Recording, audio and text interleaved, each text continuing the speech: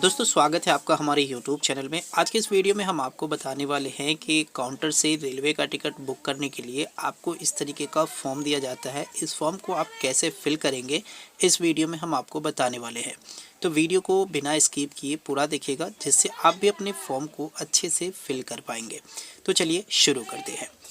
तो फॉर्म में आपको सबसे पहले ऊपर की ओर देखना है, तो आपको दो ऑप्शन मिलते हैं, आरक्षण और रद्दकरण। ठीक है, तो इसमें आपको आरक्षण पे टिक कर लेना है। इसके बाद यहाँ नीचे की ओर आएंगे तो आपको ये सारे ऑप्शन मिलेंगे। ठीक है, तो इसमें आपको फिल करना है। तो सबसे पहले आप यहाँ पे देखेंगे तो गाड़ी संख्या और नाम, इस वाले लाइन में आपको जिस गाड़ी से आप जाना चाहते हैं या जिस गाड़ी का टिकट लेना चाहते हैं उस गाड़ी का नंबर और उसका नाम लिख देना है। तो जैसे यहाँ पे लिखा हुआ है, जैसे कि इस तरीके से आपको नंबर लिख लेना है। और यहाँ पे जैसे मैंने लिखा हुआ है मिथिला एक्सप्रेस, तो उसी तरीके से आप जिस भी गाड़ी से जाना चाहते हैं उसका नाम लिख दीजिएगा। ठीक है, इसके बाद यहाँ पे आपको यात्रा की तारीख लिखना है।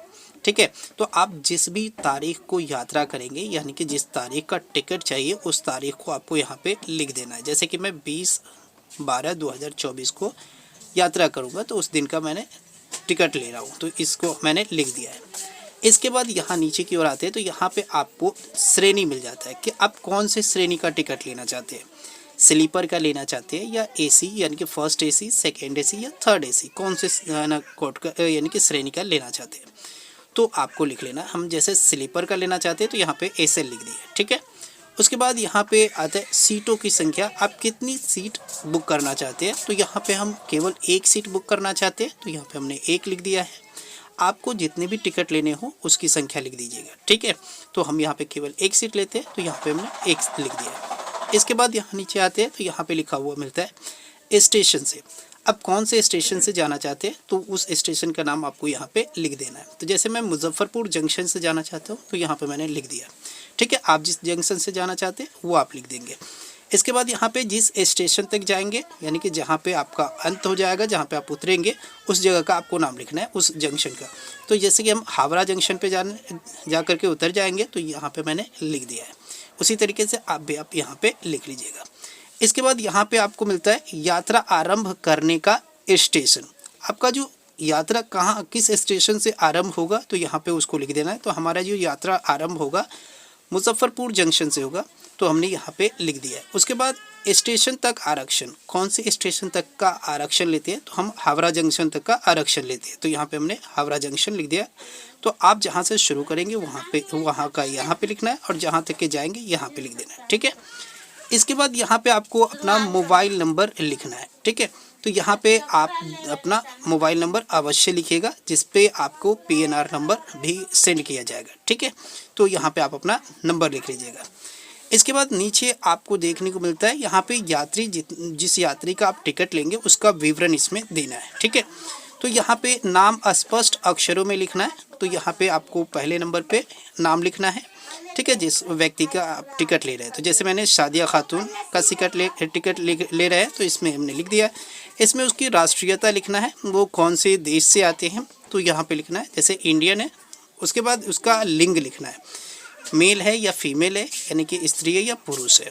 इसके बाद उसकी आयु यहाँ पे लिखना है। और भी सारी जानकारी लिखने के लिए है, इसको आप छोड़ देंगे। ठीक है, इसके बाद अगर आप एक से ज़्यादा टिकट लेना चाहते हैं तो उनका विवरण इसके नीचे दे सकते हैं। ठीक है, तो यहाँ पे आपको दिया गया है, उसमें आप इसी तरीके से फिल कर सकते हैं।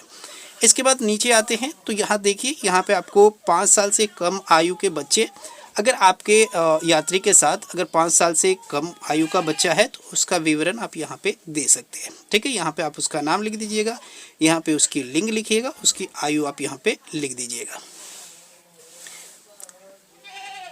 ठीक है, तो इसके बाद यहाँ नीचे की ओर आते हैं तो आपको यहाँ पे मिलता है आगे की या वापसी यात्रा का विवरण।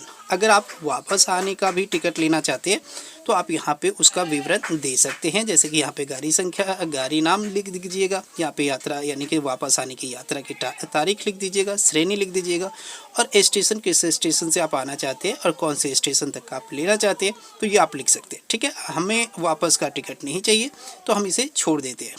इसके बाद यहाँ पे आपको आवेदक का नाम लिखना है, जो आवेदक कर रहे हैं, यानी कि जो टिकट लेने के लिए गए हैं उसका यहाँ पे नाम लिखना है। तो जिसका हम टिकट ले रहे हैं वो नहीं है, हम किसी दूसरे का टिकट ले रहे हैं, तो यहाँ पे हम उसका नाम लिख देते हैं, जैसे कि मोहम्मद इरशाद खान ये व्यक्ति है ना जा करके टिकट ले रहा है। ठीक है, उसके बाद यहाँ पे उसका क्या करना है, पता लिखना है, पूरा पता लिखना है जहाँ का है वो। ठीक है, तो यहाँ पे हमने पता लिख दिया है। इसी तरीके से आप भी अपना पता लिख दीजिएगा। उसके बाद यहाँ पे आवेदक का हस्ताक्षर, ठीक है, जो आवेदक करता है उसका हस्ताक्षर इस लाइन में आपको करना है, तो यहाँ पे आप अपना हस्ताक्षर कर लीजिएगा। ठीक है, इसके बाद यहाँ पे टेलीफोन नंबर या मोबाइल नंबर लिखना है, यदि हो तो यहाँ पे उसका मोबाइल नंबर लिख लेना है। ठीक है, इसके बाद यहाँ पे यात्रा की तारीख, किस दिन यात्रा करेंगे उस तारीख को लिख देना है, जो आपने ऊपर लिखा था वही तारीख को यहाँ पे लिखना है।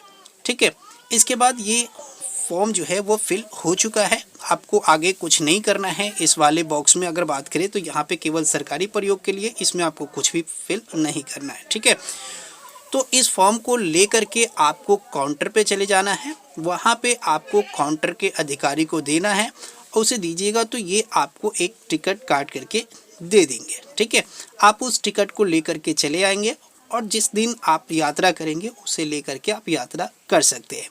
तो इस तरीके से आप टिकट काउंटर पे बुक करने वाला जो फॉर्म होता है इसे आप भर सकते हैं।